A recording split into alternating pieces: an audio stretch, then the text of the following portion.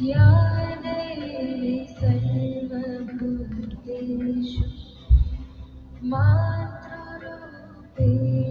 संस्थिता नमस्तस्यै नमस्तस्यै नमस्तस्यै नमो नमः या देवी सर्वभूतेषु मातृरूपेण संस्थिता नमस्तस्यै नमस्तस्यै नमस्तस्यै नमो नमः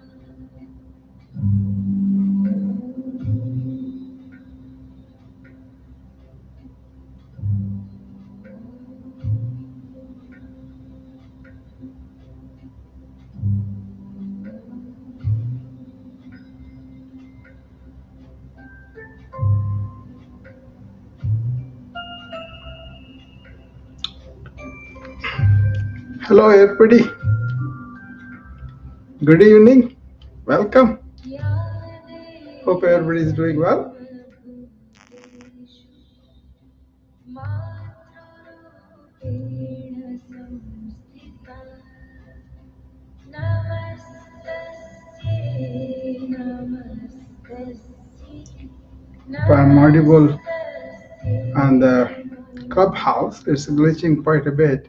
या So, देवी सर्वभूतेषु मातृरूपेण Atticus, give me a sign if you can hear me संस्थिता on the clubhouse. नमस्तस्यै नमस्तस्यै नमस्तस्यै नमो नमः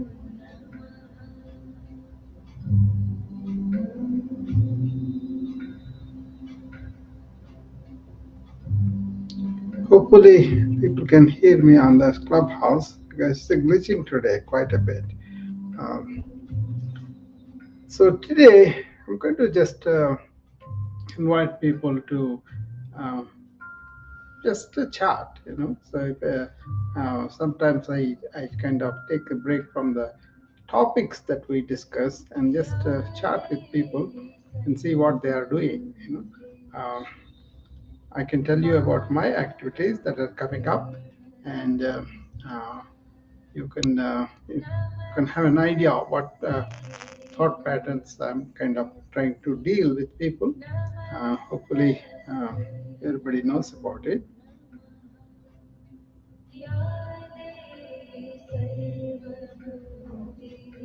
The clubhouse is not working today.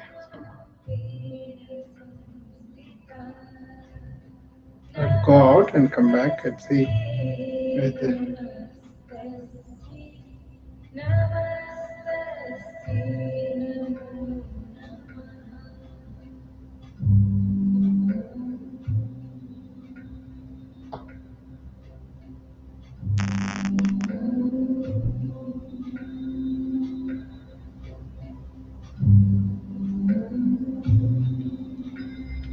anyway.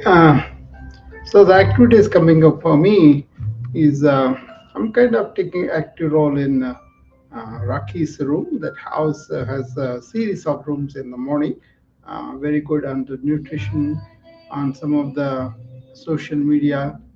They are very informative. Uh, they also asked me for some subjects.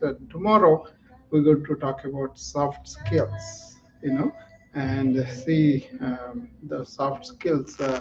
Especially for the digital marketers, entrepreneurs, and generally all the people who are working with AI or other things that we are noticing here. Right? That's very practical thing, really, to go about soft skills.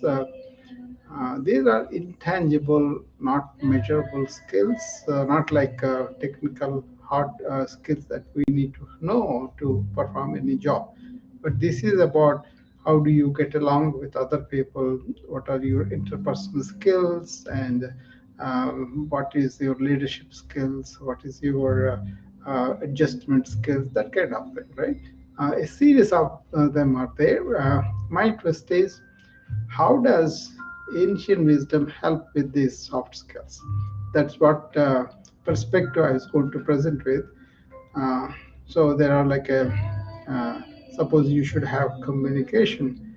Then if you are self-aware and you have a mind that you know a lot about yourself, you can communicate better with people. That kind of thing, you know. A lot of people are coming through. Uh, Hopefully they can hear me. Yeah, yeah. So it's all a question of understanding these things and then following them. You know, Tanya, how are you? Oh, sorry. Hey, Dr. Rao. I don't even know how I ended up in the room. I How don't are you know. doing? I'm doing okay. I'm just chatting with my friends today. So, hi Nazli, hi Dharni. So, I was telling them why I wanted. Hi Alka. Uh, so, I was telling them about why I took the subject of soft skills, and I'm kind of tying them uh, with the twist of ancient wisdom in the modern era. Like, you know, I have the corporate culture around me, and I need to know how to conduct meetings, how to have interpersonal communication, how to have leadership, and all those. Okay, and I found a lot of things that in the ancient wisdom that they were able to do better interpersonal skills and better communication and really having excellent leadership skills too. So that's what I was going to do in Raki's room tomorrow in the morning at 9 o'clock Central Time. That's 10 Eastern, you know. So we are doing a series of rooms in the morning, starting with nutrition, then social media by Raki, and some other people on the same vein. But I wanted to contribute to the entrepreneurs, to the uh, really digital marketers. So I took them and I saw this will be a need that I could contribute. So I was taking those topics. Wednesday and Friday is my hour in the morning, 9 o'clock. These 2 days I'm going to discuss them. You know, so I was doing some videos, like I said. You know, Alka is here. Alka, if you want to come up, I will send you an invitation. You know, we were talking about AI and how it can help the. Hi, Alka. Hi. So that's what I am planning to do, and we are going to do a wellness summit down the line this month or next month. You know, so anything that you want to ask me or question me or tell me, Alka or Intuitive, Tanya.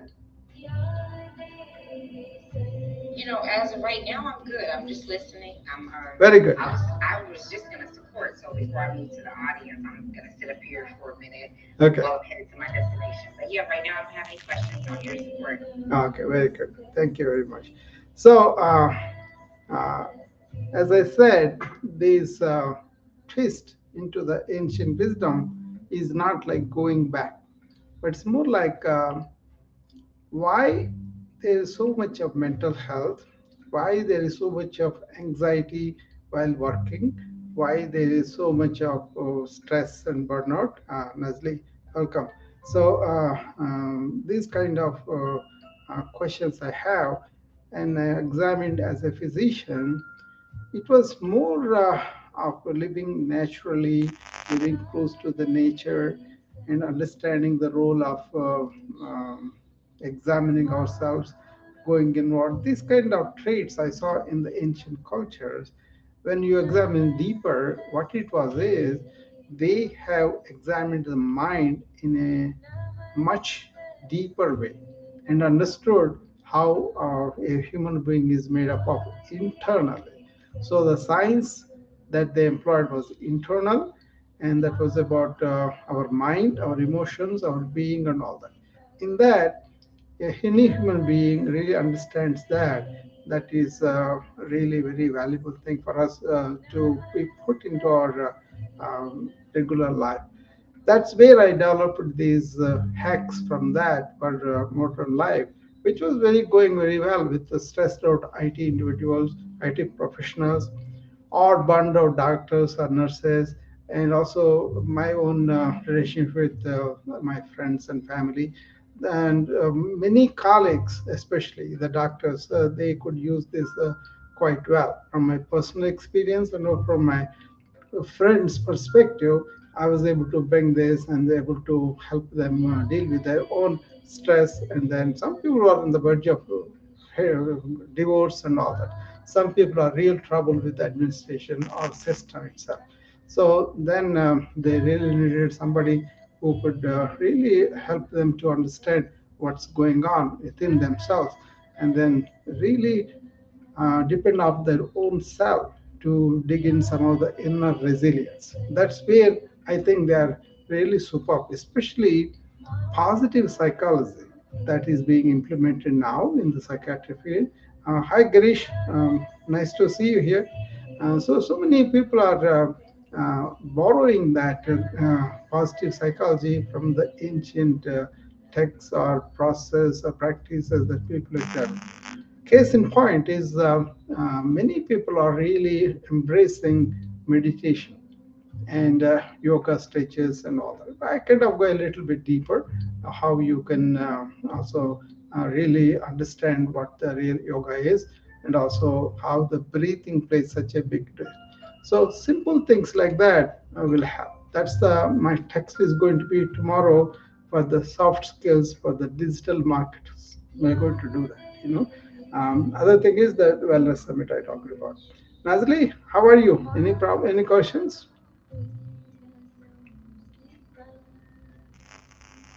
Hello, I'm good. Thank you so much. Okay. The thoughts I have right now is about how to get rid of some repetitive thoughts, Yeah.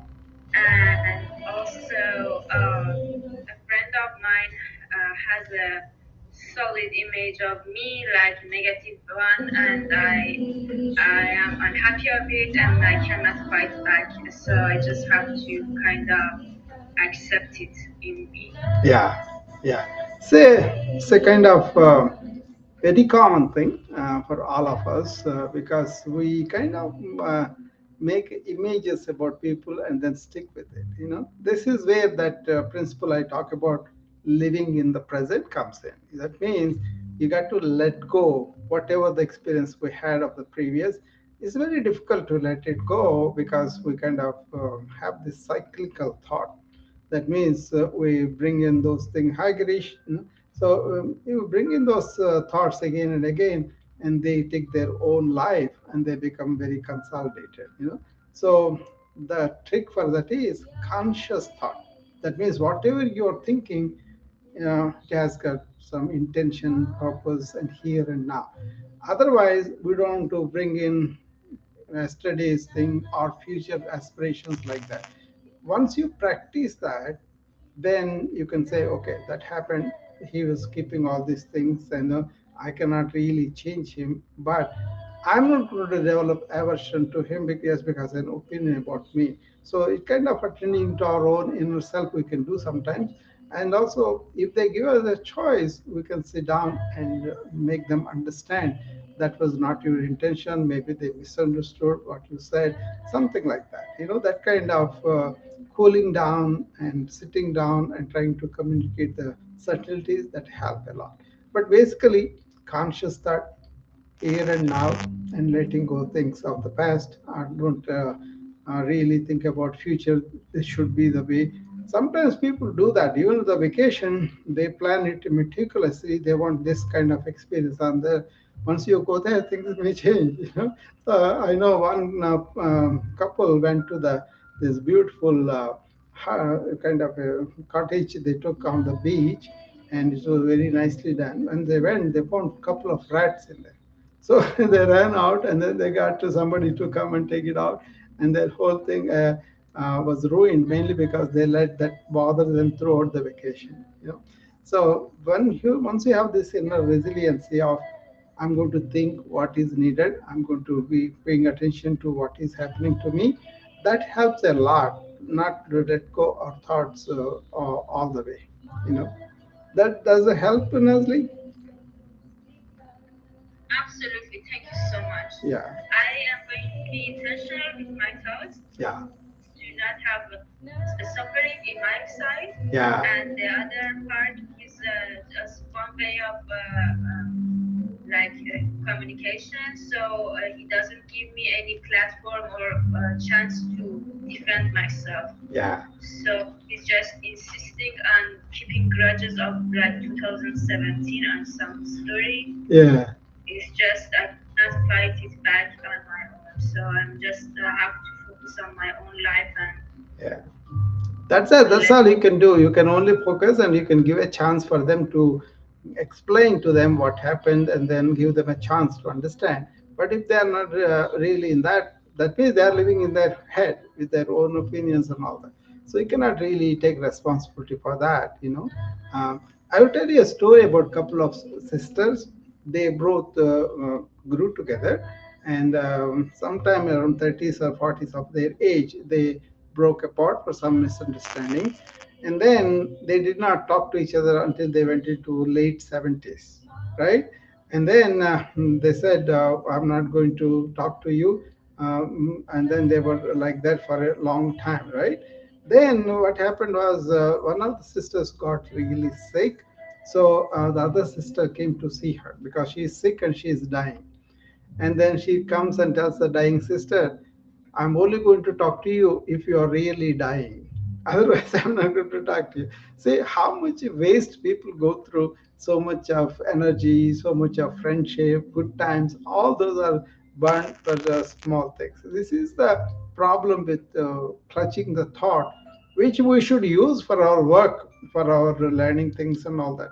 Not in human relationship. In human relationship, we should be letting go and not have this cyclical thought, repeating the same thing in a angry way, in a hurtful way, which is going to hurt us really.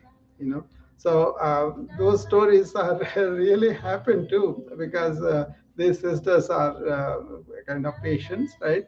And then the longer they harbor this kind of cyclical thought, the more they become part of you, and then they will pop up even without.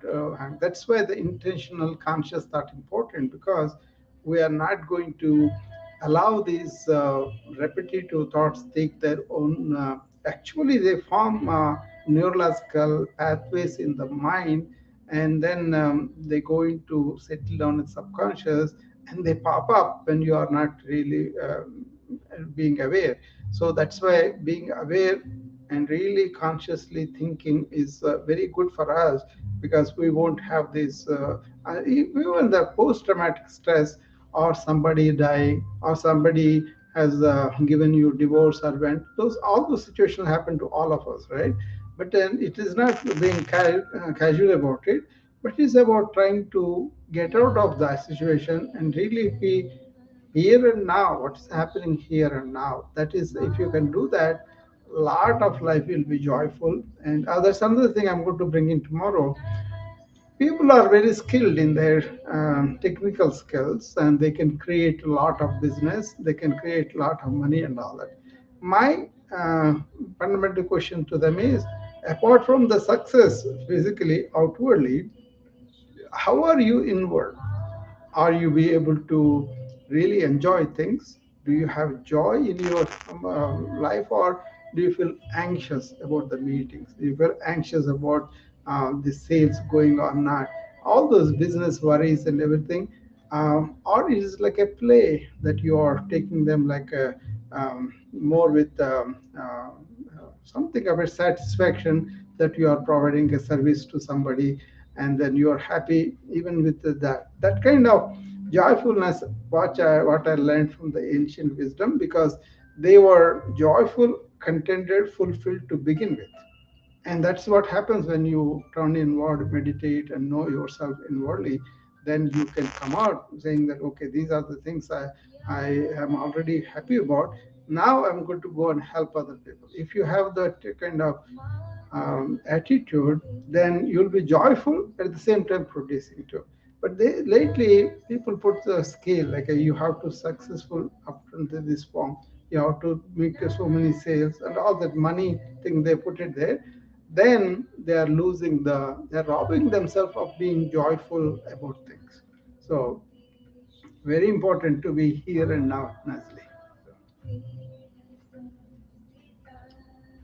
Thank you so much. You are really a very good deep listener and smart, and you gave me the exact answer that is going to solve my issue. Thank you so much, Yeah, sincerely, and I'm going to follow. Thank you. yeah, sure.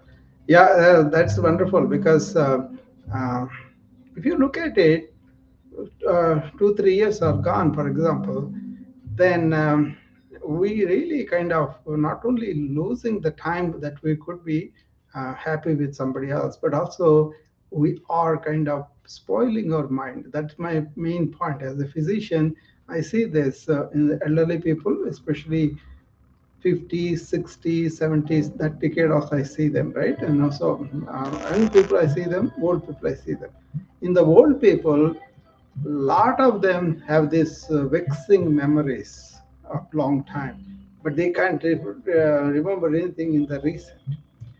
Those are because they were in the cyclical for a long time, 12, 30s and 40s, 50s.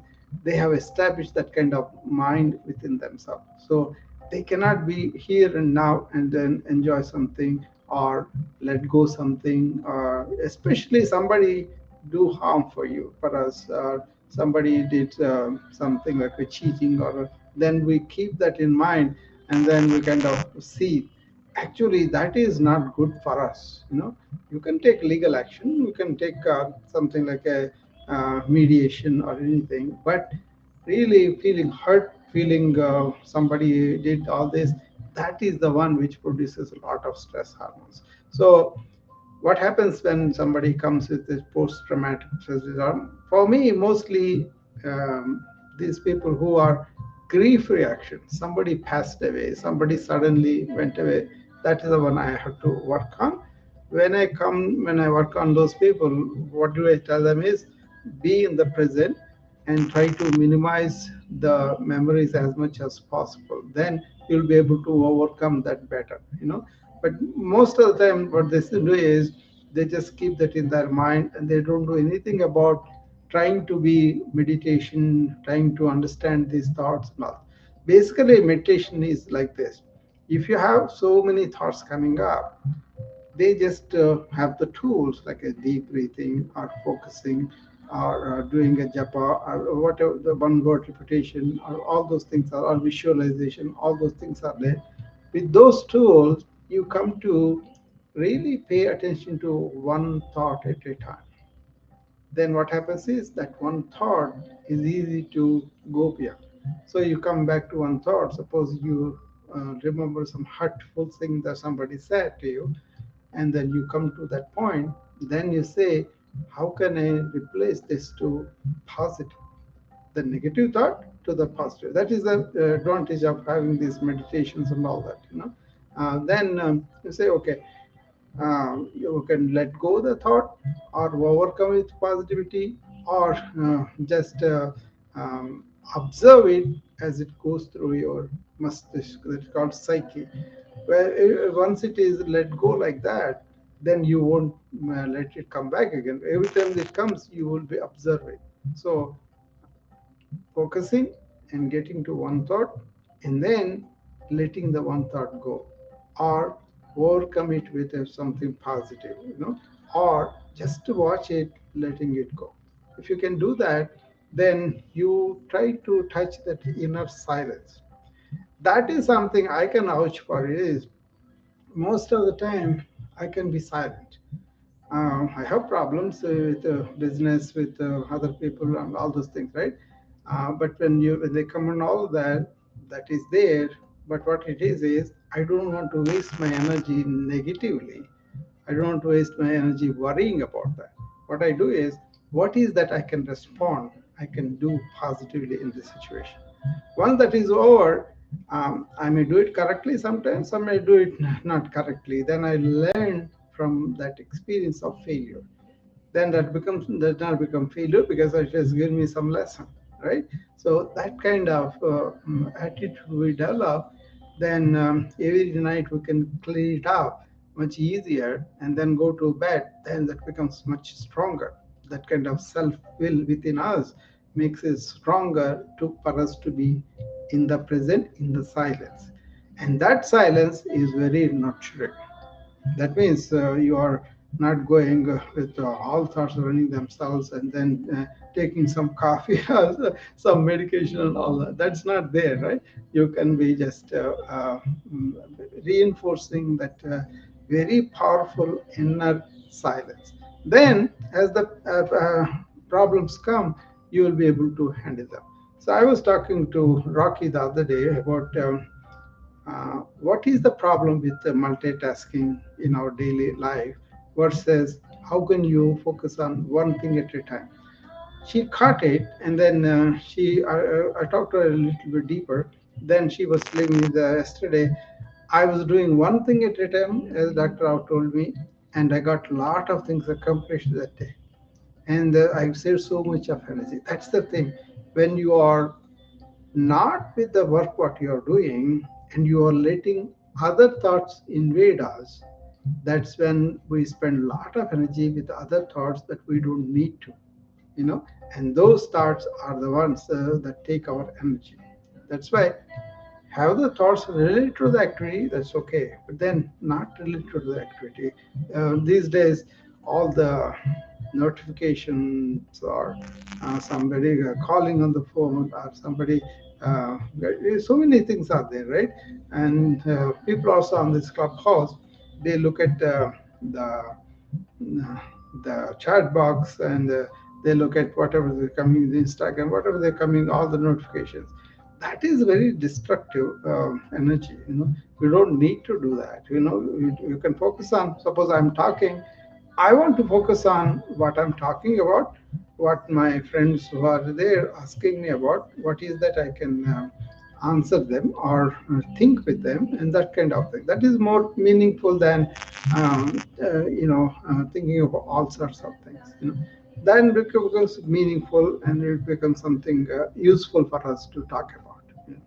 So be in the present, conscious thought, and if you twice a day try to be in that silence, in that calmness, in that very very refreshing, very important to solidify your inner self, inner being.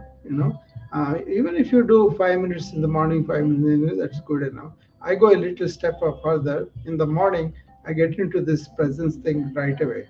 I try to continue that, even all the rooms I attend to, whatever it is, that kind of present movement continues. And then in the evening, I clean it up and then go to bed. And that is very, very, very, very possible. But we have to do that daily for a while, then you will do it. But most of the time, we want to go listen to this person, that person's various viewpoints, and that kind of putting ourselves to all those thinking mode only is the problem. Suppose you listen to somebody and then you don't let it go into deep, and then you go to the next speaker, then you are present there.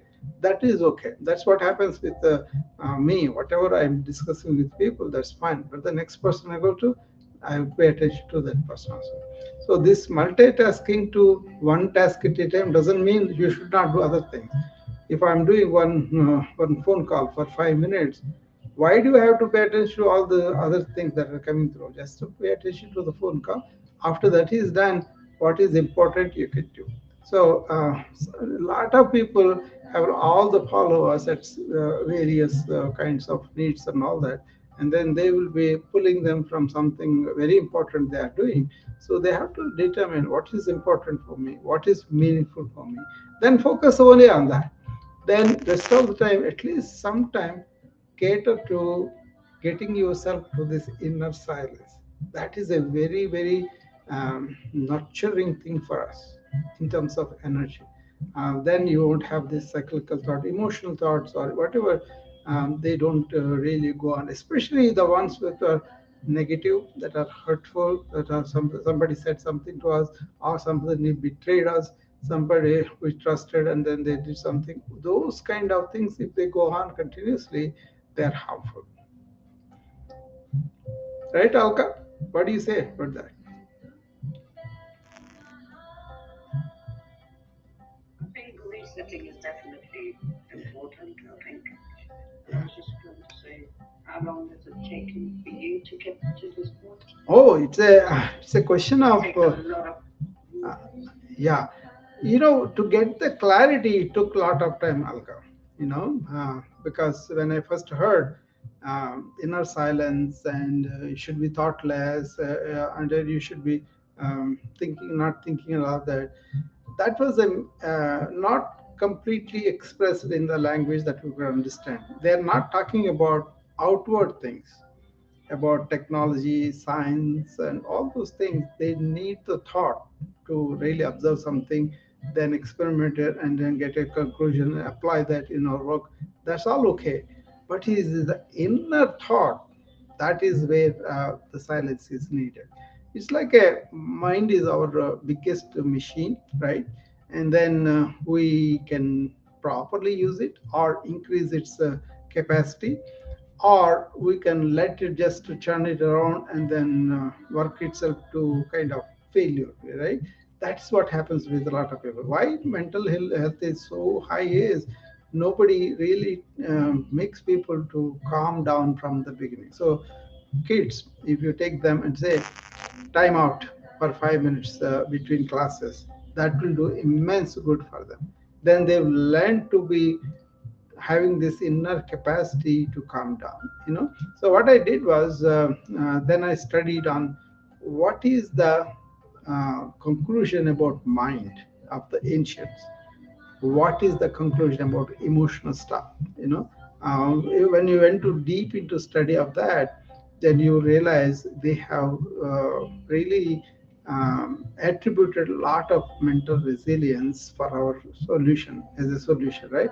But modern psychiatry and other people, they first brand you, and then they say you're this, and then that's it. But they don't really help you to go through that, because they themselves don't know, because they're all built on thought, somebody's thought structure. But these are beyond thought on that awareness structure. That awareness is very calm and quiet, and then we all know, we are aware, we know that. Once we are there, nobody need to tell us that you have to take this medication, do this if you are depressed. But if you understand what is I'm depressed about, why I'm not happy with my life situation, whatever is going on, and then put positive energy into that, and then not allowing this negative depressive thought to continue, you can overcome by yourself, by being awareness. That is why I kind of say they are awareness systems versus thought systems of the modern. So now what they're doing is, some of the awareness system they're taking and putting it as positive psychology. That means people don't have to have a disease, but they are not able to generate this positivity from within themselves. That is positive psychology, bringing all the aspirations, positive affirmations, or just understanding what is meditation, all those things. So for me, the beginning problem was how understanding the distinction between what is the thought they said that okay, what is the thought that may be detrimental for us, how to understand and after all, it's a faculty. Thought is a faculty, is a very, very wonderful faculty, but we don't know how to use it. That's why somebody says something, we get into hurt and immediately carry that hurt forever, and then losing our energy and not able to really come out of it. It's not a question of time, it's a question of understanding, having the clarity. If you have the clarity, that is everything. But then if you are already found so many thought patterns, thought cycles, and they go on their own, then even if you try, then it looks like next morning they kind of take over, and you'll be thinking in the old way too. I remember one segment in one of the movies on Krishnamurti. There is a Buddhist monk comes to him after walking several miles, hundreds of thousands of miles. He comes to him for a question. He has a question. He want to ask Krishnamurti, right? Krishnamurti was about to take a bath in the morning, and then this man came all the way from there. So he respects those Buddhist scholars. So that's why he wanted to talk to him. And then he stops and says, you want to ask me a question, sir, or aren't you? Then the Buddhist monk says, yeah, I want to ask you a question, sir. Okay, go ahead. Then he says, I listen to you and then I become silent and all that. But then it all starts again. How can I do that? Then Krishna says, you see, when you are silent, there were no thoughts. But then you are asking the question, the thoughts have come. So you have gone back to the same old mind in the back. Then immediately that man says, oh, yeah, I see what you mean. I'm going back to the old pattern of thinking. That's why it is all coming up. So let me go and practice this, do that. And then he was about to go. Then Krishna says, oh, no, no, you came all the way from so much. You just sit down and have some meal or something, and then you can go. Then this man says, I have one more question, sir. What is it? How can I sustain that? How can I maintain that? Then Krishna says, see, again you have got to the old mind. It's not about sustaining. Who is that asking that question? Your old mind. What you should be doing is be in the present, and as you fell out of that awareness presence, be aware of it and come back to it. Don't go into the stream of thought. Make sense, Alka?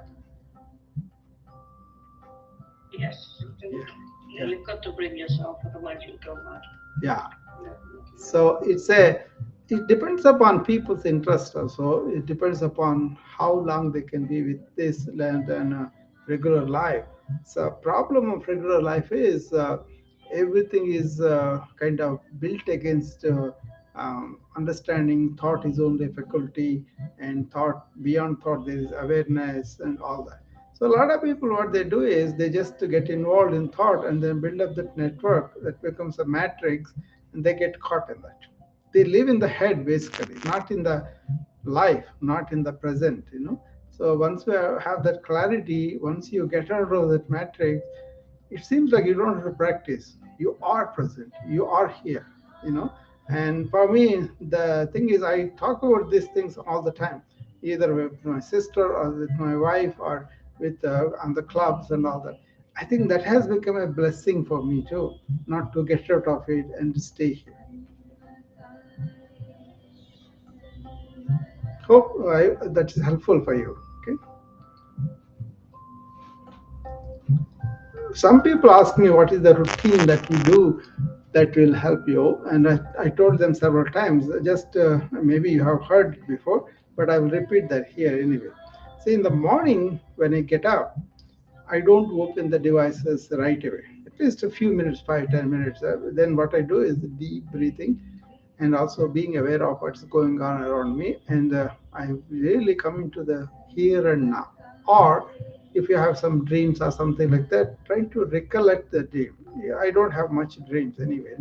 So then when I get up, usually I'll be energetic, best energy for me in the morning hours, right? But then I don't engage in the thought stream in my mind right away.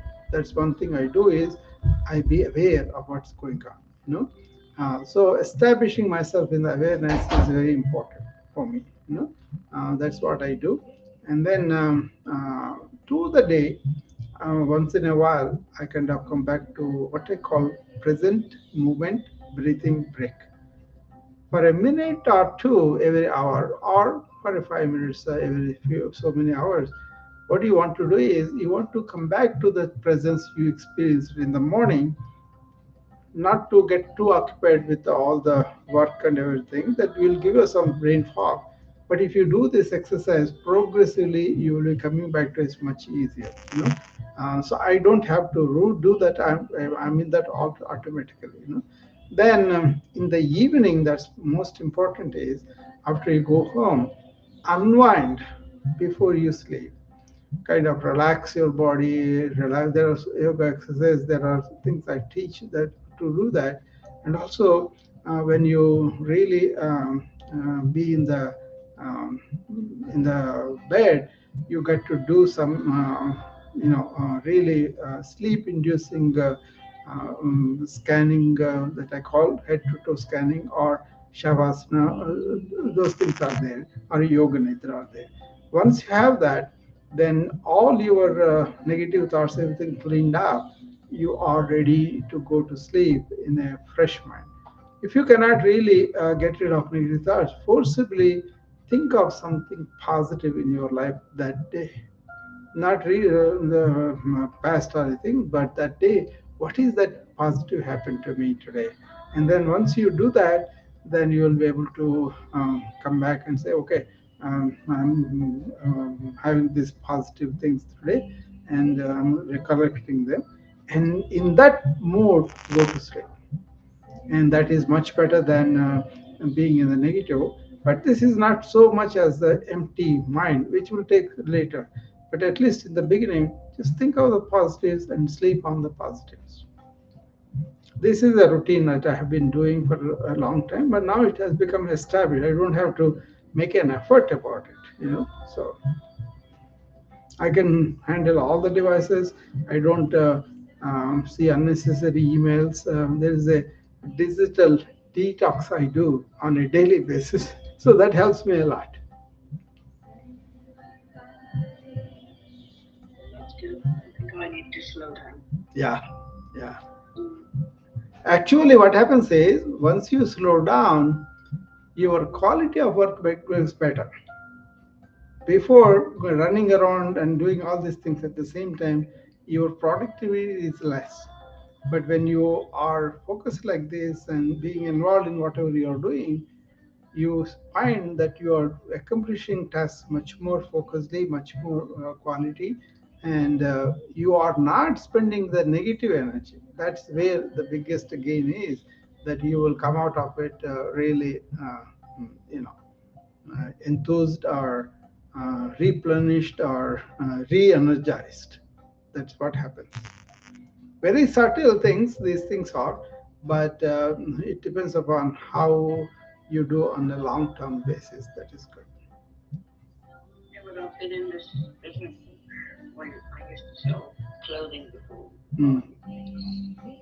Before I was divorced. But I got into healthcare, Yeah. studying, educating, and it's the responsibility which I feel I have for 27 residents because Yeah. um, I run the home, I've got 30 staff.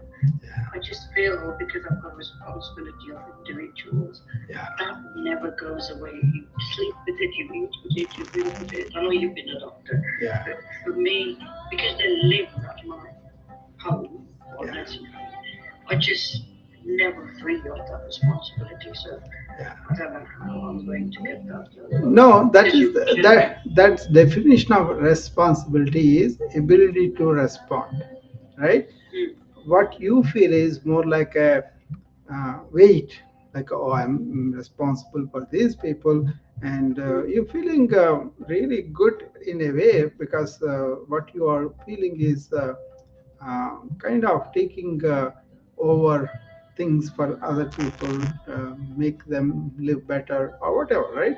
So that is a good thing. It's not like I don't care whatever happens to them. That's not it. Because you care, you feel that weight.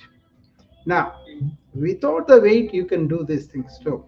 Because if you say, okay, I'm going to do my best, and but I'm not going to have this emotional reaction, but I'm going to respond to whatever task I have. That subtle change, if you do it, suppose you are arranging something for residents, right? And instead of worrying about will everything go okay, will something go wrong, and all that, certain things will be there in people. I'm not saying we're just you, everybody, right? So if you can focus on what is the process I'm going through for this, how I can really increase my ability to respond to the task without the reactions. Once you understand that, then that becomes a service, and that service also helps you and other people too. And once you have that, that's called kind of nishkam karma. That means selfless work, right? And you are doing that. All these economic pressures and all those things will also work them out because you are focusing on doing things. You are not saying, I'm going to take a break, I'm going to not care. You are caring, that's why you are doing it. Renounce but and that's the definition of that, so you renounce all these other things, but then you enjoy the work. You are not going to compromise on the quality of the results, but you don't want the selfish attachment to the results. Then you won't have that weight that you feel is a joyful thing that you do. So sometimes we may not be able to do effective work, we may fail, then it becomes a lesson, not because not makes it feel as though we failed or something. We say, okay, I'm trying to my best, I'm going to put all my energy. That's the question. Are you putting all your energy when you're on the back of your mind you have this worry? That those things are not really, that is the reaction I'm saying people warn about. I mean, people have their conditioning according to their background. They may have developed those habits, but their habits developed unconsciously. So what I invite people is consciously are they here? Like for example, I'm sitting for a lecture, right? A lot of people invite me for that, and also interviews and all that. But I don't go there anticipating, am I going to be hit? Am I not going to be hit? Or are they going to have accept me? Are they going? None of it, right? I just go there and then tell them the honest answer that I know. And then even today also, I didn't plan anything. I just said, I'll go to chat with whoever comes to my friends, and that's it. And what are coming from the heart, not any, planning and all that. Then that itself, that it would be lesson, it could be just a few words, just living out of the heart really gives me a lot of energy too.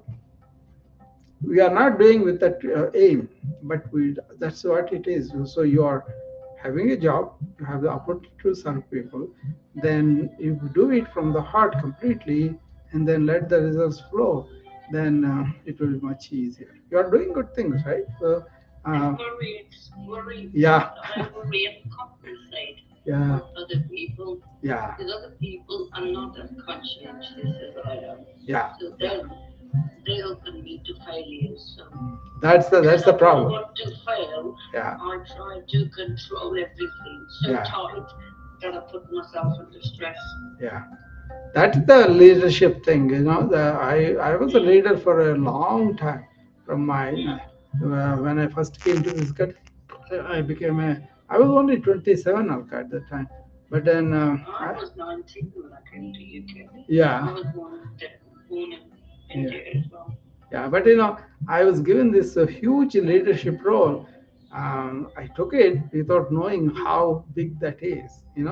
But mm, then I had to face all the resistance of the senior physicians because they were all mm, much older than me. And they thought, mm, what is this kid? What is he, how can he, that kind of thing, right? mm, But I took it in a positive way, and then I learned a lot from that, and then that helped me administration of my corporation, administration in the health policy meetings, and also bigger stakes. Where when I went to the HIMSS, that was the national level, but that was very helpful to me. So it's a kind of blessing sometimes what we get. So I understand what is delegation, when we should mm, delegate, what are the subordinates failure they can do, or people with not providing justice to the job. All those things are there. But then I went into what is called service leadership, servant leadership. You know, then I began to nurture people who are working with me, who have made mistakes, yeah, are not part to the same. excellence. Then I began to nurture them. They turned around after that, Mm. and that made my job much easier. So It's the only because yeah, when I joined 15 years ago, 17 years ago, it was just by fluke. yeah. I went to do work 2 days, Mm. accounts, stuff. 35, I went to study. I started ACCA, did 3 years, but then children were young. Yeah. So I did health and social care and educated myself in this. But there was very less nurses who, Yeah. oh, it was only nurses who used to run the nursing homes. I'm not a nurse, but I do everything what a nurse does. Mm. So that's why nurses feel threatened, because Yeah. I can do their job and I do my job. So I think that resistance is always there from medical to non-medical, I believe. Yeah, definitely. Yeah, they'll be threatened because if you could do everything, that's one thing as a leader is we should be able to do it or understand how to do it so that we can assess them properly too, whether they're putting their material on. Technical stuff may be different, but it's a question of willing to work, willing to learn new things, willing to really help other people, give a hand, and all those things are leadership qualities. Those are kind of learned by experiments, by learning all these things. That is one thing I'm going to point out tomorrow with the soft skills. Ancient way of leadership. I'm going to talk about that too. And I wrote a course on this servant leadership for the 500 company leaders. Because these people they have a lot of success outwardly, but they are miserable inward because they breed this resistance from everybody. The people who are jealous of their success or the money that they have and all that, right? And also they have a lot of resistance to them, and they give them problem in so many ways. They don't know how to do. And the other thing is, if you are bossy and then you naturally breed so much resistance around you, and then you don't have the inner reserves to take care of yourself, then you are reacting to all these people's reactions, and then it becomes much worse and it becomes a spiral, right? But if you are really self-reliant within yourself, and you come out with those things, then that means psychologically you're kind of independent, or really not hard, but then more like a wiser, and you can sacrifice things and all that. That kind of self-reliance, real self-reliance is really relying on yourself, not on your own mind. That's a deeper thing. But generally, if you have self-will that can help you to develop these leadership qualities within, then you don't have to depend on outward things, right? That's what I learned from the yogis. They call them Maharajas. Why they are Maharajas? Because even though they don't have any penny or any clothes or anything, they are Maharajas. Everybody addresses them because they have overcome their own mind. So psychologically independent. Even later, I think at some point or other, he will arrive at the point where they are relatively psychologically independent of several things. So once you have that, then you will be a source for other people to get that nurturance. You know, so then it becomes easy for us to handle, and also easy to train other people. This is one of the things I'm going to talk about tomorrow with Raki's house, the leadership. What Coming. time is that in the That day? is 9 Central. 9 Central means I think 7:30 for you, 7:30 p.m. for you. Well, that'll be better than 10, yeah. Yeah. I can catch it in that. Mm. Yeah. Great.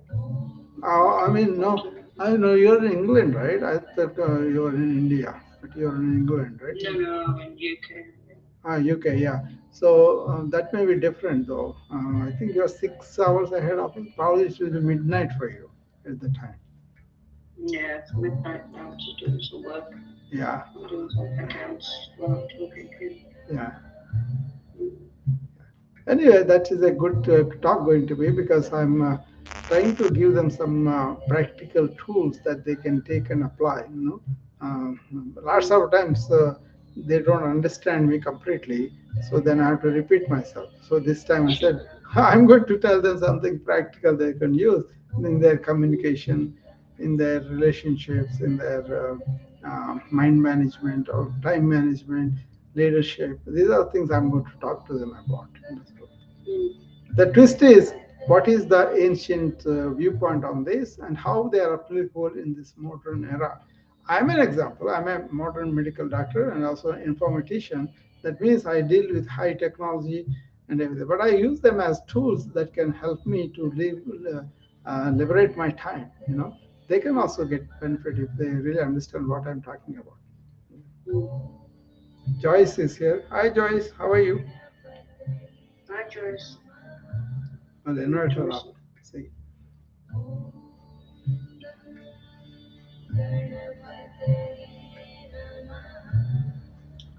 So Joyce listening, or she's coming up. I don't know. yeah, it's up to her, but if she is more than welcome to come up. But that's what the twist is going to be. It's going to be, yeah, we have need for hard skills, which are the technological skills. We get them. Yeah, like I learn about EMR, I learn about this artificial intelligence. All those things are there. But then, what are the soft skills that help me not to be victim of this information overload or brain fog or insomnia, headaches, and all these things I see, the stress and burnout. Sometimes I feel very sorry because they have worked so hard, especially physicians, for years, and then they went and it's very difficult to maintain the licenses and then make a living in the field of money there. It's very very hard, but then they are threatened by people that are not really doctors, the administrators, insurers, and all that, right? And also, they have atmosphere that is so overwhelming for people. I don't blame them if they want to leave the profession. But what I was hoping is they will learn the inner resilience I talk about. I have that. That's why I go any negative hospital, and I will be making my way very nicely without compromising on my values. So we can do that by system has to change. That's true, but there also we have to develop our own inner resilience. These soft skills are part of that inner resilience. How you can work, and all of that. That's what I'm going to talk about tomorrow, and also on Friday, 9 Central in the morning. That's I'm going to present the soft skills, what they mean, what the definition, and then how they are going to help them for their own energy. And then I'm going to uh, see this twist, ancient cultures. What is it's not religious, it's more like a philosophical systems and culture in the society, how they accepted other people, how they had so much feeling for people rather than the things. That's a fundamental thing too. So we're going to explore that. I made a general video. I'm going to present that, but there are so many details in the other videos that may not have the time. I don't want to give them too much so that they will be overwhelmed. If they're interested, then I will show them the other videos. Yeah, that'd be great. I think it's so logical. Even in the olden days, it's become religion now, but everything was logical before. Logical, yeah. See, the religious things they put in there as the people who really don't want to explore themselves, more like put some rules and follow that. That's why people are fighting over these things. But actually, if you go to the wisdom, they say we are all in one energy, we are all one human tribe, and once you accept that, then you don't have anybody that you want to harm or hurt or anything like that.